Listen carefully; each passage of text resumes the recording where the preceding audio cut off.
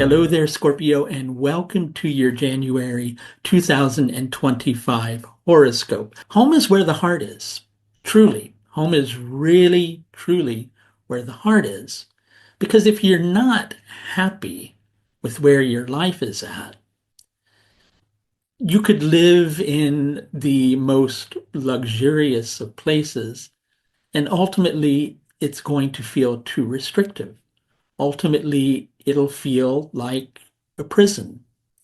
And January may have you in a position where you're reviewing and revisiting a commitment that you've made and taking a look at what is now important to you in your life and considering making some changes in relation to that because you're feeling that there's too many restrictions and restraints within a key relationship that you have going on.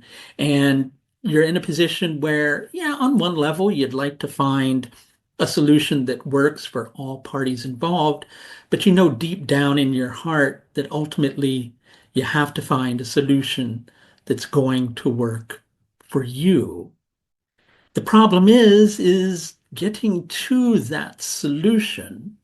And if you try to overly mentally, if I can speak correctly, if you try to overly mentally analyze what the solution should be, chances are you're not going to get into a position where you're able to come up with a solution that's ultimately going to work. You're trying to deeply sort out what the solution might be when you're actually probably going to have more luck if you let the solution kind of reveal itself to you. Some of you may have some things going on in your life around children. Where children are concerned, sometimes children are in a position where they don't always come out and fully say what it is that they want.